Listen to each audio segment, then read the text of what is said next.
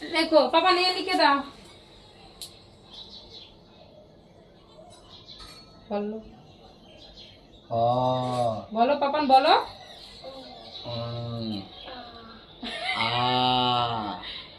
বলো পাপা। তারপরে হস্যই, তারপর দীর্ঘই। দাঁড়াও, বাহ খুব ভালো। এখানে হলো না যে, এখানে এখানে যে এ হয়ে গেল। বাস, এবিসিডি লিখে দাও। এ